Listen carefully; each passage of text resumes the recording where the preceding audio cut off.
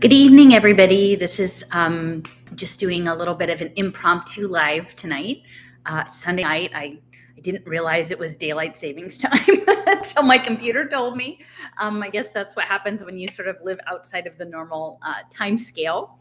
But yeah, I wanted to take a moment and just give a little bit of feedback on a couple of videos that I've shared on my channel the last couple days.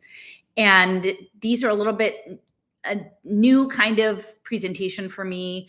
They're both about 40 minutes and they are compilations of a lot of different clips that I've collected and some that I made purpose for these two streams to share without particular commentary in the videos themselves. They're simply information that's strung together to kind of convey a story, a narrative story. And I'm not a great editor. I'm not a great filmmaker. So they're not super smooth, but I think you get the gist of what I'm talking about. And so the two that I would encourage you, if you haven't seen them yet, and I'm glad actually they've gotten reasonable views for me, like 1,000 or so for the first one. And then we're getting close to that on the second. So yay. But if you haven't seen those, I would encourage you to spend a little bit of time and check them out and see what you think. So the first one was essentially a mashup, like providing context for the conversation that Robert F. Kennedy Jr., presidential candidate, had with this woman, Caitlin Long. And that was at the ETH Denver, the Ethereum conference in Boulder. And their conversation was actually the closing discussion. And, again, it's very interesting. We live in stories. And so it's very interesting to see the stories that are being told and how they're being laid out.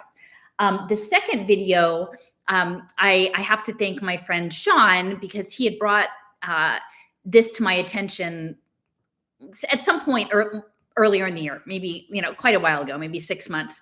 But I just sort of sat with it. And it's one of those things like, you have a pin in it and you're thinking about it. And so there's a company in Eugene, Oregon, and it's called Concentric Sky. And I actually had two people that follow my work. I don't know if they still follow my work, but they ended up out in Eugene and they set a little intention out at Concentric Sky because Concentric Sky is a smallish company that somehow has these contracts to develop digital badging for NASA and the World Bank and the UN. And now they're collaborating with Instructure and Canvas, which is one of the largest learning management organizations.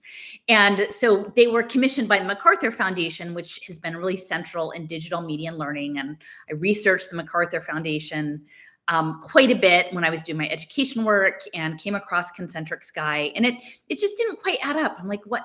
Eugene, Oregon, like what's up with that? And so they're in charge of the digital badging culture, which at this point, a lot of people still are not wrapping their minds around how important they are. But I think that the badges are ultimately going to be tied to this XAPI protocol layer in part of your digital twin. And they're going to be these sort of metadata tags. And so that the digital badges are really important because they're part of this whole soul-bound token digital twin culture, but it's being framed within the context of lifelong learning. So the digital badges are super important, and why they're in Eugene, Oregon, I just never quite understood. But Sean told me at some point this past year or last year, he pointed out that Concentric Sky had also 10 years ago developed essentially a geodesic dome structure with LED light triangles in the panels. And they were controlled, they were colored lights, and they were controlled by a variety of data inputs under the dome that involved everything from hand motions to dance motions to data sets. They could do all sorts of things to change the lighting in the interior space of this dome. Now, actually, Steffers, after I posted it, she found out, she did a little sleuthing, and that Buckminster Fuller, because this is a Buckminster Fuller dome, and later the Buckminster Fullerene, carbon nanoparticle.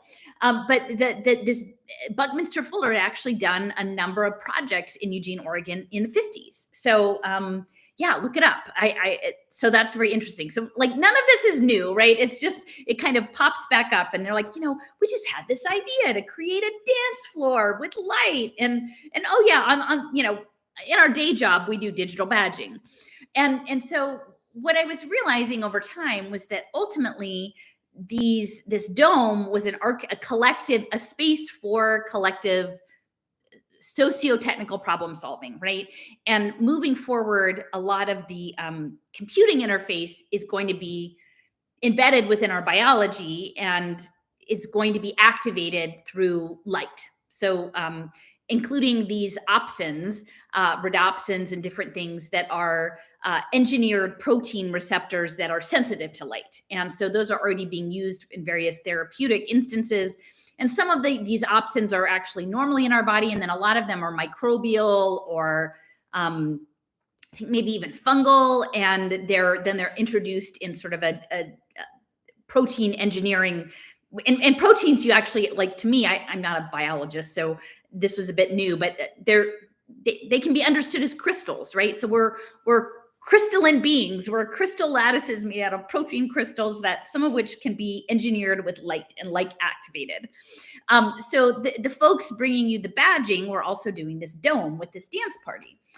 And so for me, these two videos, one, RFK Jr. at East Denver, and two, the mashup around concentric sky and their geodesic dome, were both essentially embodying the idea of fields, of shared electrical fields. And I would say most people who are involved in the crypto space, they're in a very certain story that has to do with like freedom from the Fed and liberation and free markets. And they're not really thinking about it as electrical systems or circuit-based systems, but they really should, because as I've shown, I sort of laid out in this video, RFK Jr. is at East Denver, and he's like very chatty about the money side of things, but he's not really talking about what most of the people are at East Denver for, which is smart contracts linked to impact finance and various sorts of regenerative projects.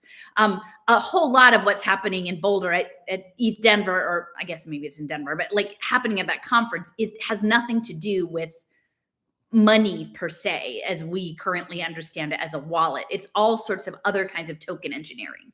And, at this point, I just feel like he probably doesn't actually know much about what's going on with the token engineering. He's a useful idiot. But still, it's important that those of us who do know are paying attention. So he's talking to the East Denver crowd as if they're the Bitcoin Miami crowd, as if somehow the crypto space is some sort of monolith, which it isn't. But I wanted to point out that this is electrical. And then in the dance dome, it's electrical with light. So it's photonic based. And I found I was sort of motivated to do these two this week. One, the East Denver one was timely, but then also the dance one, because I actually had a chance to go back out this week to Bryn Athyn. You spell it Bryn, and then Athyn, Athyn. And Bryn Athyn, Pennsylvania is out in Montgomery County. It's in the Philly burbs.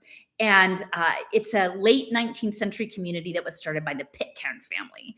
And the Pitcairn family originally was in Pittsburgh, but then came to Philadelphia. Mr. Joseph Pitcairn, the patriarch, married a Philadelphia gal. And they were both members of the new church, the new church, I think, and it's the Church of the New Jerusalem. And it's based on the teachings of Emanuel Swedenborg.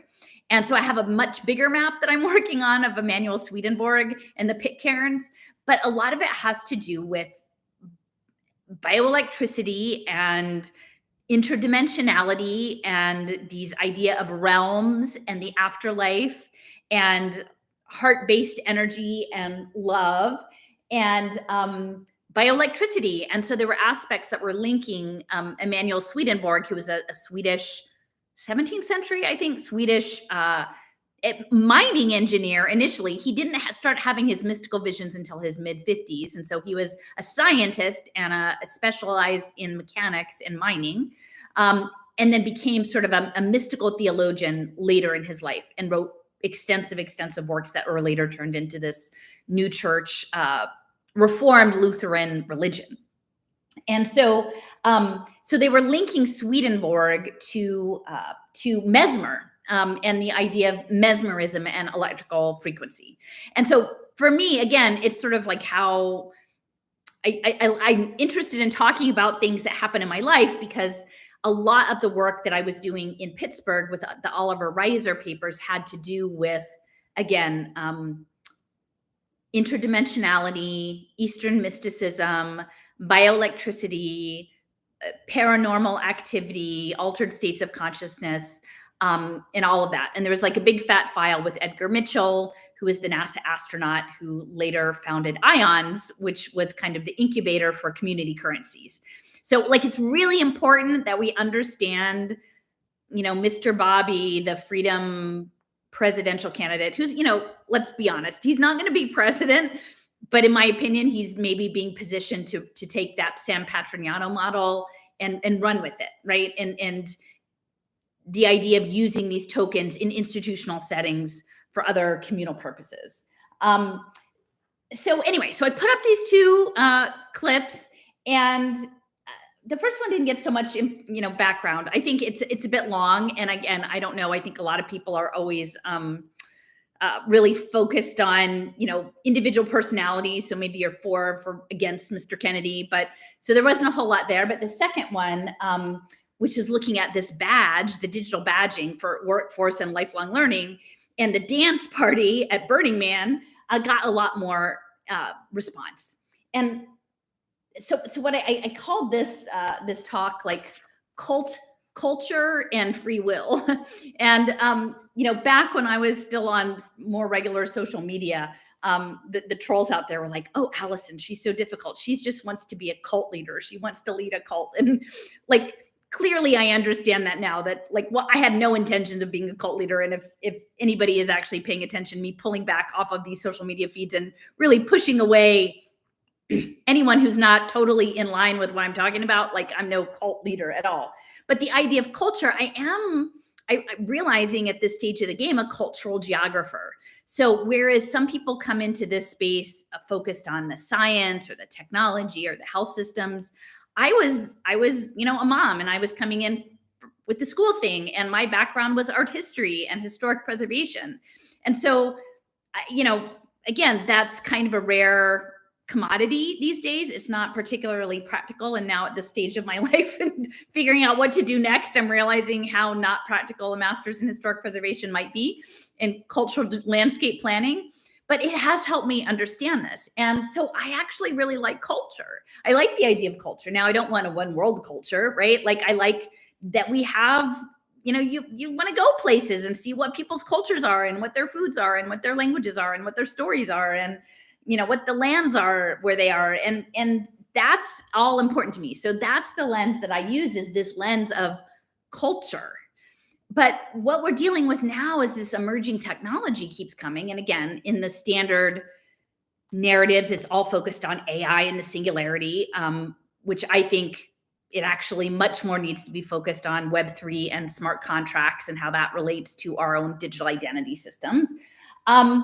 But there's all of these issues of free will, right? And I think for those of us who are still sort of, recovering from the trauma of like global lockdowns and what happened and how we felt about that, and being very angry about things that happened in those circumstances, and rightly so. Like, my life changed significantly due to that. But there's this judgment and frustration, right? And so, and I think that social media does inflame this, right? And so you've either got a lot of people watching stupid cat videos, or you've got people reacting to things that make them angry and then demonstrating the level of their anger on the internet. And there's not a lot of thoughtful intellectual conversation happening on the internet. It's generally, the internet is set up that there's material, and then there's a strong reaction and you react.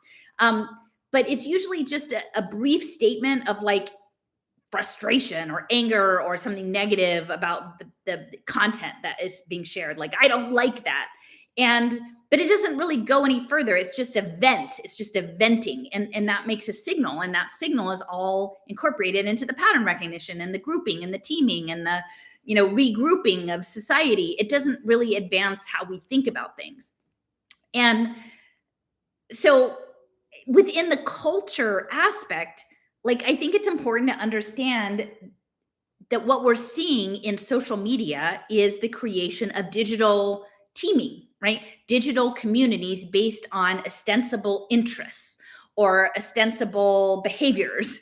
And then once people are online, they get steered into little silos and little rooms, and then you get reinforced. And that's something that's commonly discussed. But I think that we need to understand that as a culture. It's literally using your signals that you're putting in to create, to manufacture and reinforce cultural difference and cultural polarization. And I've talked about this a lot before, because Reiser, that was central to the World Sensorium. So like when people are having comments, and again, I've been talking about, not just me, but the group of people that we've been collaborating together about complexity theory, right? Chaos theory, game theory, Web3, the protocol layers, emergence, the ant computer, right? Since 2 years ago, well, let's see, the November of 2022 was when I gave my presentation on Tucson on the ant computer. And that was kind of the first big thing that I did to talk about, again, cellular automata, John von Neumann, physics, and emergent behavior from the collective. And then how this Web3 protocol layer and stochastics and modeling and prediction modeling and game theory all fit in. And then I've continued to build on it, right? Jeffrey Yass and Susquehanna Investment Group, and the gaming side of things and the gambling side of things. And then how Leo's work in parametric insurance blends into it. And now more recently with Steffers and Sean, we've been looking into Kenneth Wheeler and his participatory universe, right? And Hugh Everett III and the many worlds theory and how that may be presenting. And could the Web3 tokens actually somehow be this consensus protocol that was, widely discussed at East Denver, some sort of language, a pictographic language of manifestation, right? Like that's what Leibniz was after, was this characteristica universalis. And I'm not saying it's definitely happening or somehow they're like working token magic, but we have to figure out what it actually is. And it's not just so that you can have a digital wallet like RFK Jr. wants to say, and you can use your Bitcoin to buy an Apple and you don't have to pay tax on the appreciation of your Bitcoin, even though it's clearly a speculative, product. It's not a normal product. It's an investment product for speculation. Yeah, but don't worry about Bobby's going to make sure you don't pay any taxes on that. Because schools don't need taxes. We don't need to keep our roads up or anything. Y'all should all you free market people just keep all your money, right? And then you can have your own homestead out, pave your own driveway or whatever. So we need to get to that point. And that's I would just encourage you, if you look at the comments on mostly the dance party, the badge dance party video, one of them was initially saying I've been against crypto and I think it's wrong, but it doesn't really make sense. It doesn't make sense. And so what I'm trying to say is you actually have to put in the time to have it make sense. And it's very easy just to throw your hands up and say, it doesn't make sense. It's stupid. That's stupid, or that's bad. And that's what the internet does, is to essentially put things in front of you that you react, and then you get put with a group, and then you guys all just react in your group. You don't go out on your own and learn what it is and how you actually think about it yourself, right? It's very easy. There's tons of information on the internet, but most people don't go off and actually go in more deeply. And I had one comment, and if this is you, I think it's really important to say, because I want to remind people not to be judgy, but just think before how you participate, how you are participating energetically in the space. Is that the thumb clip was this person, Shelley Blake Pock, who works for Yet Analytics in Baltimore, and it's a man, and he works in extended reality and badging for the military and in simulation technology and data aggregation. And it's very, very serious stuff, right? But essentially this initial comment was, I didn't have time to listen to what you said, but I think that man looks like this woman who is maybe a man. And I'm like, oh my God, people, that's everything that's wrong with the internet, is I'm not actually going to invest in time to listen to what you're trying to lay out. I'm just going to make a gut remark that is literally a mental condition. People have been mentally conditioned to think that somehow men in dresses are the problem. And so they're focusing all their time, instead of considering gig platform labor with blockchain, digital twin, AI mediated work, supposed work with no worker protections, and how are we going to be able to compete with, you know, people in Ethiopia when we're all online doing gig labor with no benefits and no worker protections or anything? Like, that's not something we need to think about. We need to like look for the bump under the dress, because that's the problem, right? And like ultimately you can pick what game you're in, and if that's the game you like to play, you know, I guess it's not really my place to tell you that's a bad game. Like, maybe for you it's a great game, but that's not what we're doing over here. And so if you're inclined to participate, but just say, I didn't have time to actually look at what you had to say, but I'm just going to spout off and make like my own thought about something that is clearly not in any way aligned with these deeper issues, it's not helpful. It's not helpful. So yes. So if you don't understand what it is, it's a signal. This is about signals intelligence. That's what we're dealing with. And so when I talk about it's nested, right? So with Michael Levin, he's talking about minds at scale, right? Your light cone, right? Are you like, what is the level of your goal? Are you a bacteria? Are you a dog? Are you a person? Like, depending on where you are, your ability to set goals and the scope of your goal is going to be different, right? And so this ant computer, they're looking to take the capacity of ants, which are down, have a smaller light cone in terms of social cues and cellular automata, and apply that in a eusociality way to human society, right?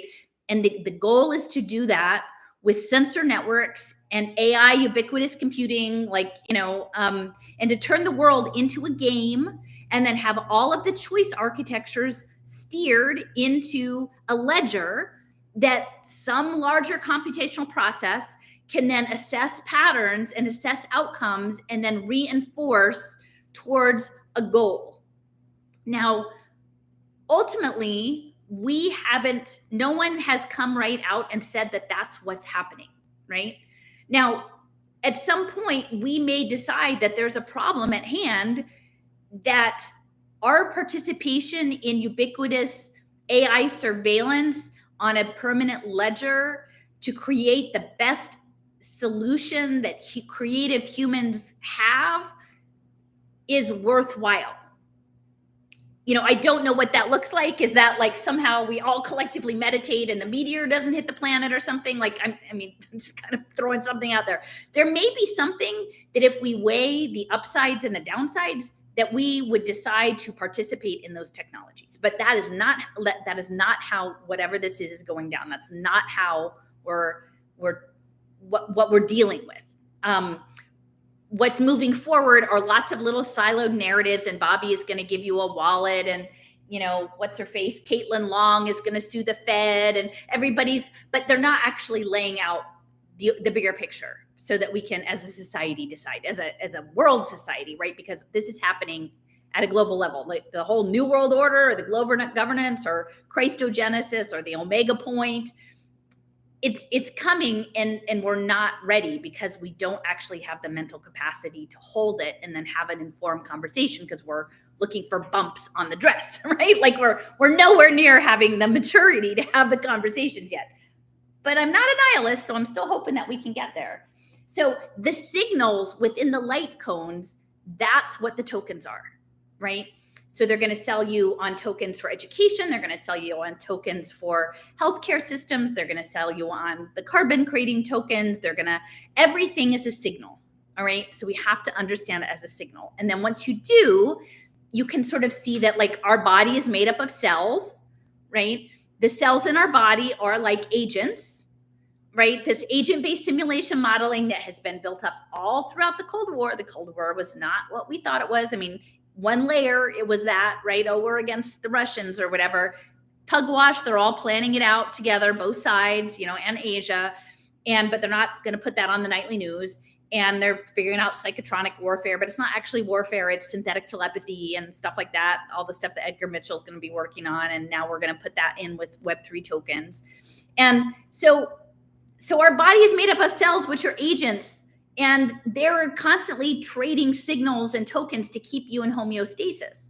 And so what Levin is saying is the problem solving that our bodies do every day without us thinking about it is what they hope to do at a social scale. So you've got biophysics, which is the physics of the body, and you have social physics, which is these same things about the agent-based simulation of your body applied to a social level at different scales, right? Your family, your neighborhood, your city, your state, your country, the whole world, right? At different scales.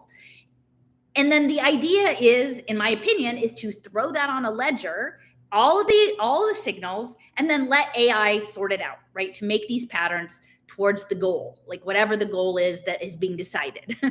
and that's what it is, right? So biophysics, social physics, and econophysics, because ultimately the signal trading is being framed within an economic construct, but it's to keep homeostasis within a global superorganism. And as I understand, like my current understanding is that the global superorganism that Reiser talks about, the world sensorium, it's the post-Moore's law computing, right? So how do you get past the Moore's law, right? Like how do you get there? How do you get this quantum computing? In my opinion, it's not that the AI achieves sentience. In my opinion, the singularity is that human society, and potentially with everything that we're attached, so not just humans, but all the other relatives in the world, including like the microbiome stuff that lives in us and on us, that we all become sensing prosthetics to this collective processing power. Now, again, I don't know where that, what's at the top of the pyramid. I don't know. In my opinion, based on looking at all of the simulation modeling, it feels like there may be something on a high level physics level that is outside of our time scale. And that's all I can say. Like my placeholder is the interdimensional biofilm because I don't know. Like no one's told me what the goal, computation, task, to-do list is, but the AI can't get into the information field. This is information communications technology. It's our body as electrical, like we are electrical. We're crystalline technology. We're made of structured water. Our bones are piezoelectric.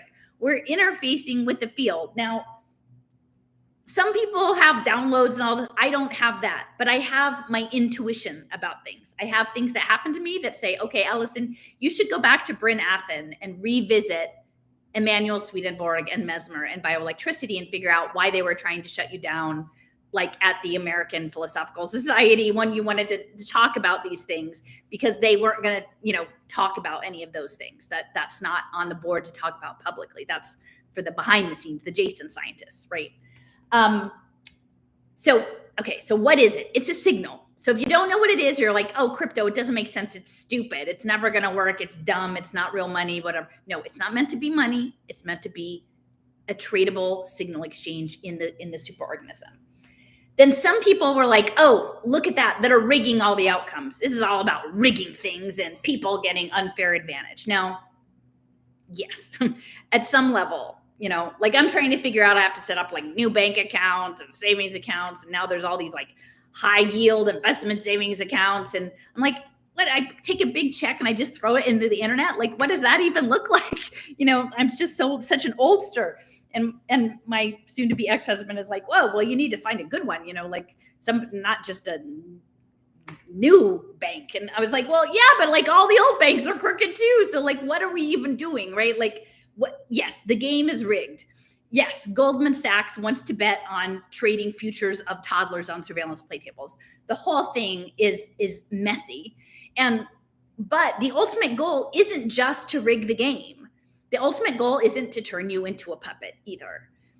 Ultimately, if you lean into my theory, and again, I'm open to being wrong, to getting new information, to revising it, but based on all of this research I was doing with Oliver Reiser about the field and accessing the field, and again, these are ancient practices that go back millennia in Asia, right? Like the chi and the prana, people like, this is the West got all material, right? And we forgot the other stuff. So we were just focused on like the material body stuff. And then we forgot the frequency and the field stuff, right?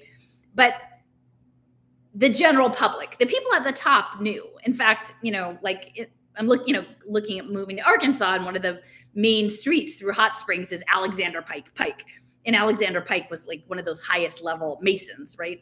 And fascinating that at the end of his life, he wrote some manual for the Masons that everybody knows, but he also wrote a 600-page book on the Rig Veda, right? So there are people at the top who know like what this is about, and this is ancient technology. Like it's not a shocker that Ben Goertzel was in Hong Kong for 10 years, right? And that they're looking at Julian Gresser at big heart intelligence and chi and prana. And in many respects, I think that the Web3 is emulating body work. And that we talked about that with Leo and Lynn and Jason and Sean a while back, is that managing the energy fields is what they're like inserting something into that. So it's not just about rigging or winning a fake game, which again, yeah, there's going to be some of that because things are always crooked. And yeah, there's going to be some actual issues of control issues, but the complexity, that's where people are not getting it. And that's where my frustration lies, is like, I've been talking about this for a year and a half. And mostly it's because I think people simply don't want to take the time to understand what I'm talking about. So they'll just listen to this and then they'll go sample a whole bunch of other podcasts that are talking about how you hate the Fed and how you're afraid of CBDCs and all of this other stuff. And then nothing gets integrated, right? Like you don't listen to me and then go off and say, okay, let me go back to Allison's playlist about complexity with Alicia Guerrero and see if I can kind of get a familiarity enough that I can think about it on my own. I don't have to listen to Allison anymore. I have my own thoughts about complexity and emergence. That's where, again, it's everybody chooses. You can choose not to do this, but that's where I think would be helpful. And that's where people would understand that if we are electrical beings that have access to a divine field of information, and this is where it's hard because like, I don't have a good language for this. I think all of the languages that we have are problematic, but however we understand God, and for me, I feel like there are many ways around the world that people access the divine, and that I don't believe in my heart of hearts that there's only one way to do it. And I wouldn't want to live in a world with a one world religion, whatever that one world religion is. I think having diversity of religious and sacred practices is important. So however you understand God, and I do believe that I want to believe that there is a benevolent force in God that is holding all of the information that ever is or ever was in the field, and that we show up and that we have our antenna in our sort of fractal electric body water system thing, and we're interfacing right with this information field individually and collectively, and then we're making our reality how we understand reality as we sense it. And that connection into the field, into this field of divine creation, is part of us, because we are part of that. Like that is our birthright for being here, is that we have this tether into this divine field. Now that's something a machine doesn't have. It's never going to have it. Like we can engineer a thing, we can engineer a big computer, we can engineer a tiny little nano machine you can't even see that's invisible. It doesn't have a soul. It's never going to have a soul. And so we are the prosthetic of whatever that mechanical system is into the divine field. And then we have to actually start to pay attention if this is how it is, right? Where we put our attention to, and to understand that we're not necessarily to be subjugated by AI, that we have a choice, that our biology works in a much more sophisticated quantum computing way than anything we're building, right? And they don't want us to think about it like that. And I think that's on purpose. I think keeping people in fear is on purpose. And I think that I think ultimately what many people understood as the resistance, it's falling apart, right? I mean, you've got like Mr. Head Resistor telling you, I'm going to demand everybody have a digital wallet, and I'm going to make the United States the blockchain capital of the world and this stuff. And, and then you've got the influencers peddling the carbon nano and the gold nanoparticles and the silver, where try out my good nanoparticles to fight the bad guys' nanoparticles and all that stuff. And I think we're all kind of realizing like, maybe these groups I joined are not what I thought, or maybe I need to revisit some of this stuff, or maybe these stories aren't holding up, or this, there's inconsistencies here. So I think that this is all by design. So then the question is about, like, again, I said culture or free will, like what is the cult of culture, and how much free will do we have? And there are people who would debate this. Some people are like, oh no, you're a soul and you choose to show up at a certain time to do a certain job. And, and that's an interesting idea. I don't know about that. I totally lean into that, but it's one idea. Other people are like, no, you don't choose. You don't get to pick your parents. You don't get to pick where you're born. You're here. And then you acculturate, you learn, and culture is a game. And part of what I put up in the Dance Dome thing is that, the concentric sky badge people were linking it to the advanced distributed learning. And this is the XAPI technology. And they're talking about like learning in the game. We learn in the game. We learn in the game, and culture is the game. And so we're here and we're learning in the game, right? And so you learn what culture is. It's like being in a game culture. The games, as I understand game engineering, is you're supposed to just start playing, and then through trial and error you figure stuff out. Oh, this is how it works. Oh, if I do this, I achieve more. If I do that, I regress. And that's the same with culture, right? Like before the digital stuff, you look around and things that you do get affirmed and things that you do get punished, and then you figure out where you fit in that.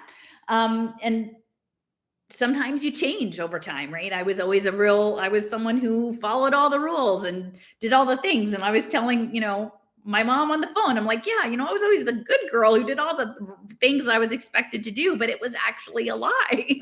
When I got to a certain point, I realized it was not the things that I was told as far as culture and what the reward systems were not accurate. And there are a lot of people who knew that way earlier than me. So we evolve over time, depending on like what our situation is. But again, is that free will? How much free will do you have in culture? Because there are some people who are always outliers from the beginning. And then there's some people who are always towing the line the whole time. And then there's people like me who were towing the line for a long time and then were like, drop the line and figure out something else, right? And now I'm really trying to figure out something else. So this idea of culture and cults, right? At what point does culture become a cult? And that's, again, like a loaded word, but we can't extract ourselves. We're embedded in an environment, and our environment is both nature and the people around us and the rules that govern the things around us, whether those rules are social rules or economic rules. We all have to figure out how we don't get to do anything we want all the time. That's just how it is. And so that's, in my mind, that's the game. And so one of the clips, and I don't think I put this one in the video, but it was with this woman, Alicia Guerrero, and she has a lot of interesting things to say about complexity and emergence. Again, if you imagine that there's something that wants to use our networked, integrated biological processing power, and not just our biology, but our consciousness and our collective unconscious that's attached to our biology. So it's not just our bodies, like, they want to use yeast to make spider silk, but it's the consciousness part, right? It's the embodied consciousness. And so if they want to use all of this collective consciousness, there's like a game board, right? And so what Guerrero talks about is something called enabling constraints. And I've seen this, it's interesting. Like if someone just says, do whatever you want to do, sometimes it's kind of hard to figure that out, like anything, right? But if someone says, build something, it can be up to 15 feet tall And, you can use whatever, pick some colors from this paint swatch book, whatever. Like, then you have a few constraints, and you can be creative within those limits. So sometimes actually having limits is helpful. In opening up creative opportunities. And I think that that's what Wara was talking about within complexity theory is you create enabling constraints, and that's the protocol layer. And so if we can get people to, again, you don't have to abandon it totally, but just set down the idea of they want to turn me into a puppet or kill me or do something like that, or take away all my money and make me eat bugs. Just put that down for a little bit. You could go back to it later if you want. And then try on this thing that maybe the system wants me on a game board as an agent, and there are parameters on the game board of what's allowable and what's not allowable. And the system has identified my skills and put together a team to do problem solving within like a spatial computing environment. So everything's being recorded, right? That's the Melanie Swan cloud mines towards some end. Now, I'm not co-signing this. I'm not saying I agree with this, because clearly even people who watch my channel who are like a teeny tiny fraction of the internet, like so tiny you can't even, it doesn't make any difference. Most of the people who are here don't quite understand that yet. So I would say, again, we shouldn't be doing this until people actually understand the game and agree to play the game. But it's a very different nature, that is very different circumstance than the Georgia Guidestone narrative, right? And so again, I'm trying not to be too disappointed, because I keep trying to like figure out new ways to say it, right? And so this way to say it was, let me string together 40 minutes of clips that talk about, that show, kind of lay it out for you, because you need to also invest your own consciousness in understanding it. Because if I just like spoon feed it to you and tell you exactly, like, well, one, you shouldn't trust anybody who wants to do that to you and just tell you exactly what to think and how to think. Like, I think we're all here because we're questioning things. But you have to put in the work, and it's like muscle memory. You're not going to get there if you don't actually put in the effort. And so that's the nature of these clips. So again, these are my ideas. And so I would encourage you, if you haven't seen the two videos, one with Robert F. Kennedy Jr. talking about advocating to turn the US into a crypto capital with digital wallets for everyone, right? And think about what that means in terms of the narratives that you've been fed throughout the last 4 years. And knowing that, again, Kennedy is very interested in Jung and the collective subconscious, and setting up these rehabs for mental health and addiction, where these rehab communities historically have used token engineering, to control the people in those spaces, and that would very likely, the San Patrignano model is linked to transpartisanship and impact finance. So that organic farm is very much likely going to be like Mr. Lubin's Fifth Earth permaculture tokenized token trading stuff, right? And then look at the dance party, and then understand that within the context of fascia and distributed collective problem solving with light-based computation. So optogenetics and photonics, and the way our biologies may be incorporating organic materials, which is why you're going to see all these influencers pushing their own supplement products that have their own zeolite, biosensor fabrication, because we're meant to operate in that system. So think in that terms. We are, like, I'm not saying, I don't want to limit us to the idea of technology, because I don't, because we're clearly more than that. But what's important is that we have a soul. We have an energy field, right? You look at Emerald Gate Foundation. They're very interested in subtle energy, right? All the stuff that ions and all the stuff that the human potential movement has been working on since the 70s is now coming out in front of the curtain to tell you, and again, think about how many influencers out there who are selling you on, try my app, try my frequency thing, try my biofield tuning thing, try my, supplement. Like, this stuff has all been percolating in the background. And I'm not saying inherently it's terrible, but just like you want to know who's tuning your EEG headband, right? You want to know who's running your bioelectric signal communication, right? Because if they're not really being straightforward with you about what the history of this is and where it's going about the ant computer, I would be skeptical. I would be skeptical of anything that's connected to the internet at this point, like that's a wearable. But like so again, our biology, we have a soul, we're connected into the field.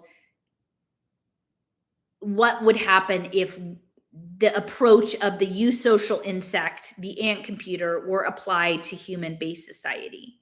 Again, that we have imagination, we have intelligence, we have creative problem solving. Look at all those escape the room things, right? And all of that's being tracked into Web3 and used for pattern recognition and reinforcement. Not to necessarily rig the game, which games may be rigged, right? Like we have to admit, like Goldman Sachs and all these banking companies are going to be about rigging the games, and not about turning us into a puppet. Because if we were a puppet, we wouldn't be very interesting. It would just be, I like to poke you around because I get my jollies being powerful, which there's some of that, but I don't think that's the driving force. They wouldn't build all of the smart city infrastructure and the knowledge-based economy and the global guild labor if it was that. And so just think, right? Just think, and then realize, again, why are more people not talking about this so far out, right? Like, why are people still so stuck in the Agenda 21 conversation? Why are they still so stuck on CBDCs when clearly Bobby Kennedy wants to turn the country into a blockchain program? And he's not saying he's going to not blockchain Head Start toddlers as derivative securities, right? Like he's not saying that he's not going to do social impact bonds on addiction counseling, right? All of these things that I've been saying since, I mean, on video since 2020, but like in my blogs much earlier on. Why is that? And I think a lot of it has to do with teaming, polarity, people working on gut response, emotionality, and not really giving a lot of their own, investing their own time and doing their own research and having their own understandings of things. Because the internet is not a good place. And you know, I know I'm here, but for the most part, my experiences on the internet have been very problematic.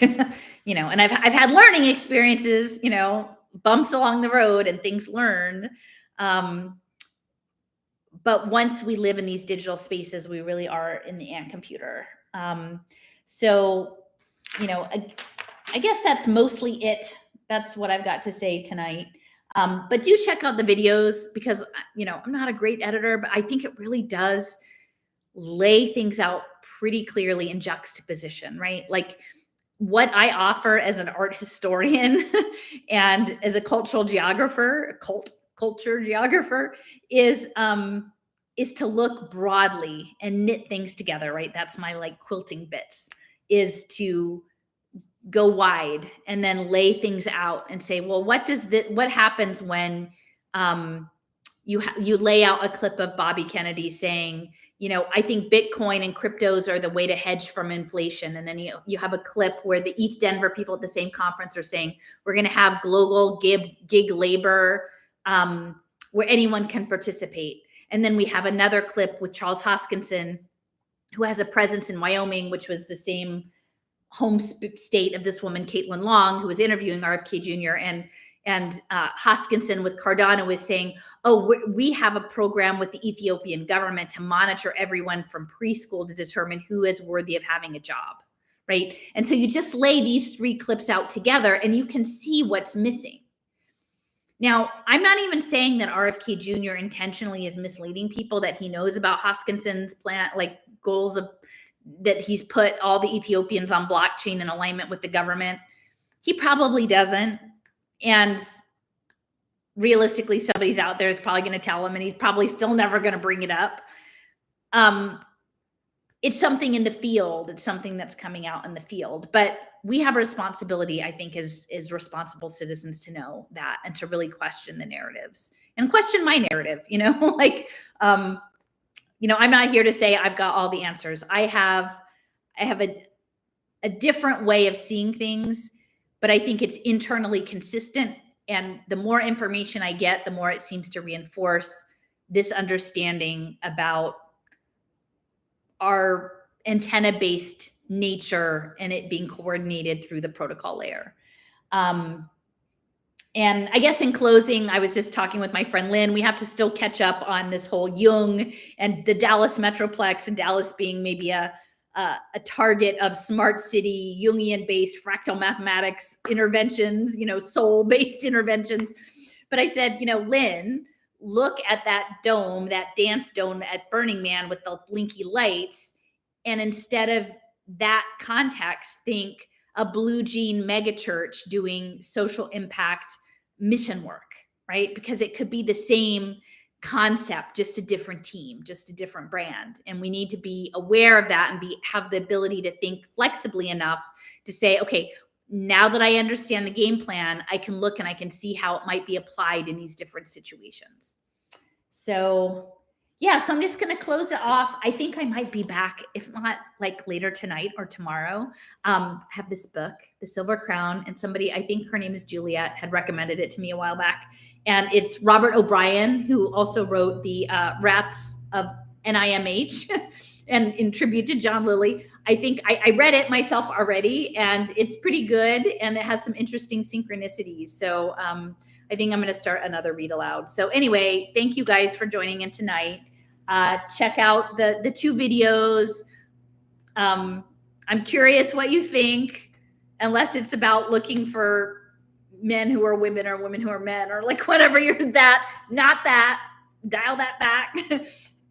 Think about it. And I'm curious if people have observations that sort of expand on the analysis in the videos. So, all right, till next time, guys. Good night.